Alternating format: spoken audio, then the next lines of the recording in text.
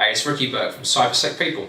So, hi, I'm here with my friend DJ Naronikar. We're here today to have a quick chat to help people trying to break into the security industry. So, I've done a few interviews so far with people at different levels. DJ is an experienced guy in the industry, and I'd like to get his opinion on maybe someone more senior as a sort of practice lead and manager. So, let's kick it off. DJ, who are you? Long name short, Dhananjaya DJ, but I'm a out and out cybersecurity and data protection, data privacy professional. So that's where I come from, and that's where I live as part of my professional world. In fact, my journey into the cybersecurity world has been a pretty interesting one, which I would love to share as part of the conversation today. Go for it. In fact, the interesting bit about getting into cybersecurity has been the drive that got me here initially is having worked with Indian space and defense organizations very early in my career, kind of gave me a boost or gave me the trigger to understand the importance of protecting information. Back then, there was no word called cybersecurity. It was more all about IT security, and later on, which became information security, and now very fondly called as cybersecurity. So that was a trigger point for me to start thinking about the real importance of protecting data or protecting information. So that slowly that interest evolved, and I started putting effort into picking up skills around network security, securing the network, acquiring additional skills by attending professional trainings, and then jumping on to certifications that could add value to the learnings that I've had in how to secure networks. Just on that, certifications sometimes are very controversial topics, but obviously it sounds like you found value yourself in certifications. So Absolutely. Which ones have been helpful for you? I think in the initial days it's been very product specific certifications, because when you talk of network security, you're talking about network devices related, so things like could be Cisco certifications or Microsoft certifications or Oracle certifications that kind of added value. I wouldn't say that that was the only factor. Experience was definitely the key factor, whereas certification is just re-emphasizing the fact that knowledge acquired in any of those areas is verifiable by an international body, which is not associated with me. So that way, there's no bias. Exactly. So that I found certification adding value in those areas. Okay, cool. Yeah.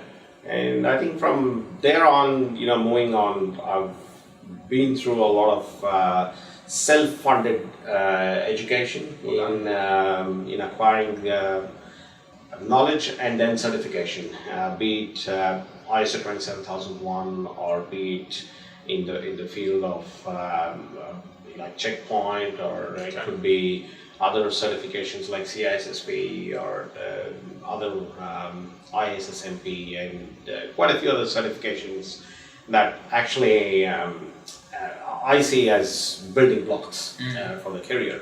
When we talk of how I came here, what brought me here, the certifications and the trainings that I have done has played a massive role. Okay. And and that's one of the reasons I don't discount certifications.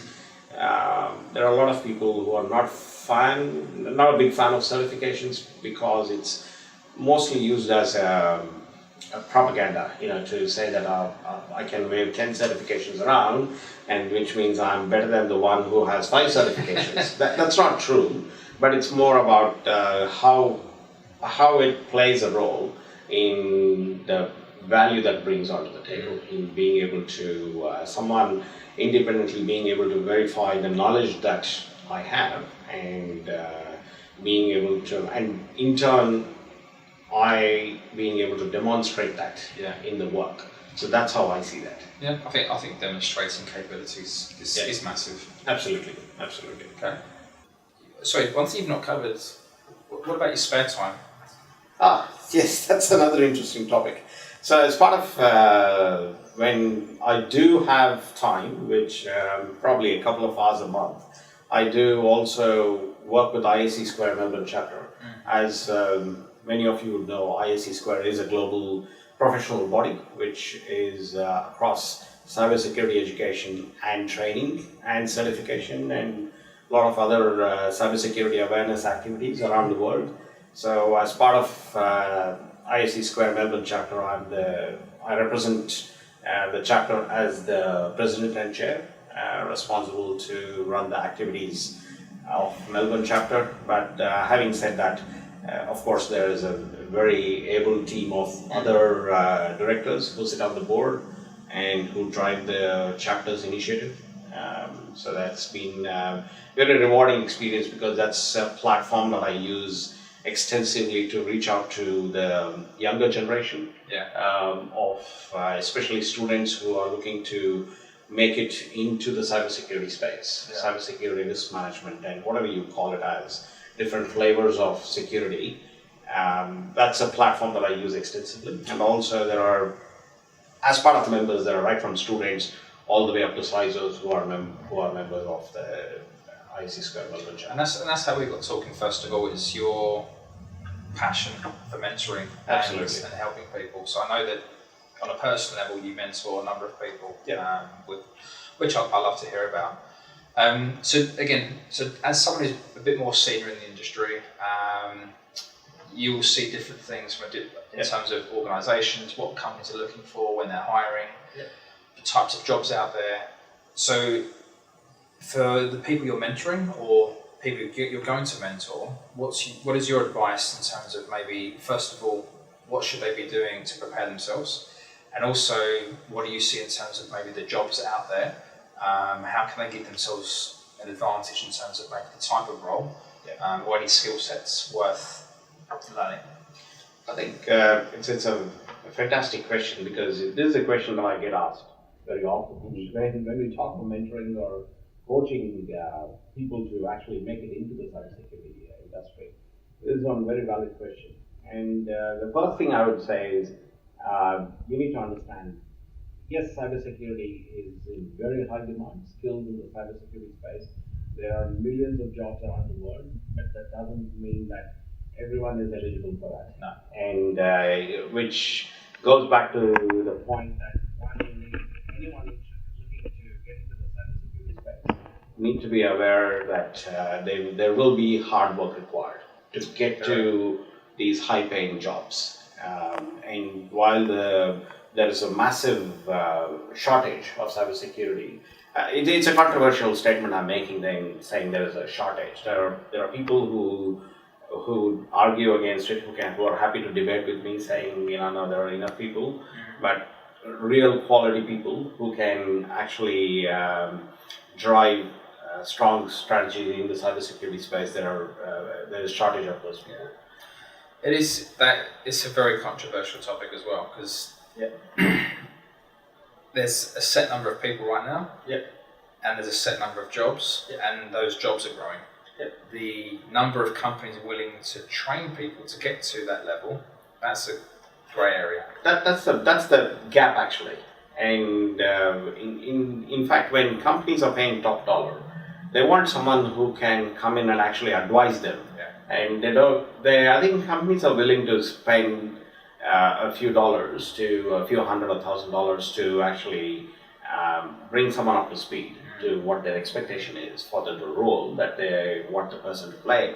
But at the same time, they want to make sure the person comes in, whoever they're hiring, comes in with a certain set of basic, when I say basic, I don't mean total, configuring firewall, antivirus stuff. I'm talking more of the cybersecurity strategy level, people who would have done some work already in that space, and then they can gain additional knowledge as they get into the work on the job. But having said that, if anyone wanting to get into the cybersecurity space, one of the key things important is that they need to have their mindset clear, because it's not going to be a 15-day journey or a 1-month journey. It's a long journey. It's for some people it might be 3 months, some people 6 months, some people more than a year, depending on in what stage of their career they are in. And if someone is already in the cybersecurity space, they've been doing, let's say, they've been working in the technical side of cybersecurity, but they want to switch over to something more advanced, like in the forensic space. They might be doing some kind of vulnerability assessment, but they want to switch over and specialize more in the forensics space. Then they have a shorter time frame to do that. They can acquire certain skills, get certain certifications, international certifications, which can then propel them very quickly. They can bridge that. Yeah, so it's very quick for them, but in terms of people who are very, very far behind, or people who are looking to start off a career in cybersecurity, or people looking to switch careers, they might be doing, for example, project management. If they are purely focused on delivery or delivering projects, IT projects, and they want to switch over to cybersecurity, then they may have a slightly longer period, where they may need to acquire some additional knowledge, they may need to go for some additional trainings. So anything, in whichever part of the process a professional is in, first thing important is they need to have the right mindset. One thing is never give up. That's really important. One is never give up, and two, step up always, because if you're not ready to step up, that's one thing which companies often look for, people who are willing to step up when it counts, because cybersecurity is not, there's no defined set of rules. This is not, we're not working with, engineering drawing or something where there are a certain set of rules that you work with. There's physics, there's, gravity, and there's, there are a certain set of rules that you work with. But here, you're talking of being able to think out of the box, being able to step up, and these qualities are critical when companies hire, be it someone fresh out of the college as a graduate under the graduate program, or someone who is highly experienced but looking to take that next leap forward, onwards and upwards, someone who is looking to move up. So these qualities are really important to kind of get into the cybersecurity space. So those mentees that you've been helping, what have you told them to do to enhance their, I suppose, possibilities to get that role? That's another good question. So again, these mentees are in different stages of their career. I have people who reach out to me from around the world through LinkedIn. They ping me on LinkedIn and they need some guidance, they need some help on getting to the next phase of their career, and which includes students who are fresh out of college, students who are still studying, and there are professionals who are 5 years into the industry, but they're not really sure that in the cybersecurity industry, but they're really not sure that they have a long career, or they want to make a switch over to another area of cybersecurity. So one of the key things, what I always tell my mentees is that you need to, one, have an open mind, because you don't know what you don't know. So and that's the thing with cybersecurity. That's the beauty, I think, which allows people to grow quickly and rapidly, and that's why the kind of salaries that are paid for cybersecurity professionals is mind-boggling, because people who, one, accept that we don't know what we don't know, but then we are willing to step up and then play that active role and be able to communicate, work with the business, work with other technology teams. So it's a lot of, it's a mix, it's a concoction of a lot of things. So that's one of the things I tell them, that do not have a blocked mind, have an open mind, because if you're doing, risk assessments all along and in the information security space, and you suddenly you feel the need to switch over and become a malware analyst, for example, incident handling, malware analysis, then that's a completely different cup of cake, and it's a different cup of tea, and you can't really know what it is until you start exploring what is malware analysis, first of all.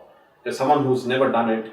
If they want to get into it, then they'll need to do a lot of research and a lot of studying, self-studying, and then be open to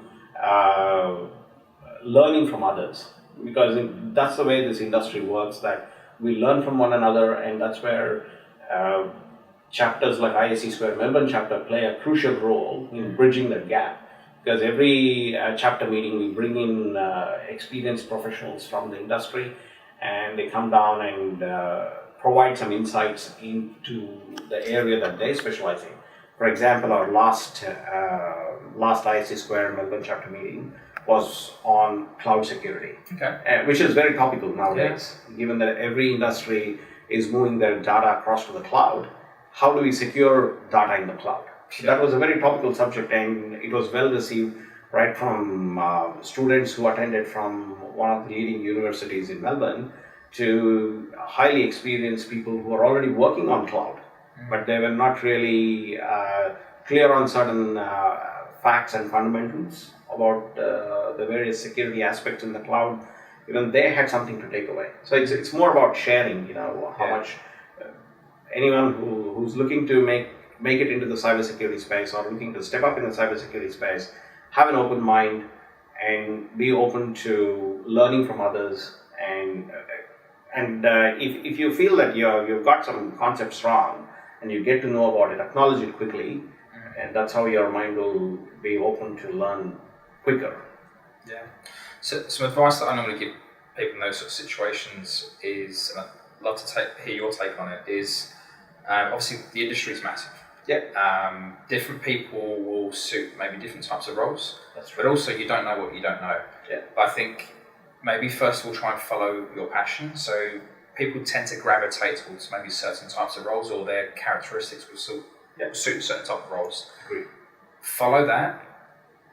Use what you have to your advantage. Yeah. Then you can always use that to springboard into maybe other areas. Perfect. Yeah. I think that's a great point you made, because ultimately it's not about what someone else feels. If I can't say what Ricky would flourish in, what area of cybersecurity Ricky would flourish in, but it's more about what's within Ricky, where you feel strongly about technical aspects of security, or you feel strongly about governance, risk and compliance, which is the other part of cybersecurity. And for an effective cybersecurity strategy in an organization, all these need to be working very well. Yeah. That's when they'll have a proper strategy built in. And if you talk to any leading CISOs, that's what they would say. I interact with quite a few of the CISOs, and one of the things they say is, either the team that they hire, they either understand the technical side of cybersecurity, or they understand the GRC part of cybersecurity. But then someone who can actually understand the whole gamut of cybersecurity those are the people who I would call generalists, and that's what I am. So, and I've been a specialist before, but now I've deliberately moved towards being a generalist because that's the area where there's a massive gap. Okay. Thanks for backing me up. It's what it is, in fact. Okay. So I saw you post something on LinkedIn today about a certain type of role in security being high paying for 2019. Yeah. So based on your knowledge of, I suppose, what you do with SXiQ, and what you know in general, what types of roles do you see out there where maybe people should gravitate towards, not purely for money, but maybe where there's more jobs, maybe where demand is higher? What do you see? I think the article you're referring to is, I reposted a post from SXiQ Global, and they were talking about cybersecurity engineers being high in demand in 2019. Purely because as we move along and we are entering into a phase of, we have convergence of artificial intelligence, we have machine learning come in as well. And as you see the latest cybersecurity products that are in the market, they have a flavor, or they're bringing in a flavor of machine learning and artificial intelligence. So they say. And the other topic that I mentioned a little while ago was companies moving data to the cloud. Yeah. And with that being said, and a lot of development now happening in the cloud space, be it IaaS or PaaS or SaaS. There's a lot of development happening within the cloud, and not naming any cloud providers, but there are quite a few known cloud providers who offer these capabilities that development can be done within the cloud. Yeah. So this is a place where cybersecurity engineers are going to play a big role. There are different versions, either called as SecDevOps or DevSecOps, different ways of calling it out, but then these are areas where that's going to be massively high demand for cybersecurity engineers to play a big role. I assume a lot of that information might come from the US. Do you see that happening in Australia this year? I mean, I've placed some people in that space already myself, but I still see it lagging. Maybe the US. Would you say we're ready for that, or is this still a maturity thing from an Australia point of view? I think we have a little while to go to get to there, because primarily the cybersecurity industry has been driven by compliance requirements. Be it in the early days of SOX or HIPAA or any of these regulations, to the latest ones where they mandate the need to have strong cybersecurity controls, be it in application development, and this is where DevSecOps comes in, be it in application development or even in designing their network, how cybersecurity controls are brought in. So the majority of it comes from the US or the European Union, as of latest with GDPR and things like that, where they mandate privacy by design. So Australia is still, I think, we are playing catch up, with the rest of the world. But fortunately for us, because it's so well connected nowadays, then we use a lot of products from US. So it's very easy for us to quickly catch up, and we're doing it very fast. Yeah. And there's still some time. Yeah, we're playing catch up, but we're catching up. Yes, we are. Absolutely. Okay. So let's say you've got a son or a daughter who's of age where they're looking at their career. They want to follow in your footsteps and go into cybersecurity. Yeah. Without trying to put too much pressure on you, but we are filming this, so I'm going to do it. Sure. What steps, if they say, right, I want to get into cyber, what could they do, in your opinion, to enhance their, opportunities to get a job? One, it helps if you have some kind of technology background. If they're looking to major in or attain any of the bachelor's degree, it helps. I'm not saying it's mandatory, but it helps if it is some kind of a technology-based degree. Okay. And again, I want to reiterate that degree is not a must, but that's just a way of saying some kind of basic education that could help them understand what technology is all about. But then again, it's about having the right analytical skills, having the right mindset that it's going to be a lot of learning. One of the things, very important thing I want to make at this point is, if you're getting into cybersecurity, it's called as practice for a reason, because you're practicing throughout your life. There's new threats that come in every day, and you need to change your mindset that learning never stops. Yep. And similar as you call medicine as a practice, because doctors are practicing every day. They are seeing new kinds of diseases, new variants of diseases, and they learn as well as they go along. Learning never stops in the medical field. Same in the cybersecurity space, learning never stops. So that's one thing someone who wants to get into this space should be aware of. Okay. And is there any areas in particular you'd recommend, based on what you see and hear, that someone should try and look at getting into that might be more favourable in terms of volume of jobs? I think going forward, data protection is going to be one massive area. As most of the countries, they actually are coming out with privacy regulations, and they're ramping up the need to have proper data protection controls. And privacy is a raging issue right now, everywhere around the world, saying we have government who wants to get hold of citizens' data, whereas citizens are pushing back saying, no, that belongs to us, it's personal data, you can't get to it. So there's debates on both sides, pros and cons on both sides. That's one area where if anyone looking to get into, that's a good space to be in. And other areas, of course, as I called out earlier, being a cybersecurity engineer, that's another area which definitely there's a lot of demand. Yeah, so two quite diverse roles. Very diverse, but then the mindset still needs to be the same to get into either of these areas. All right, perfect. Well, look, DJ, thank you much for your time. Thank you. Thank you for that. Thank you very much. And welcome any sort of comments, questions, please on YouTube or wherever this video is posted. Feel free to comment, and if you've got any questions, myself or DJ can get back to you. Take care. Have a great day. Thank you.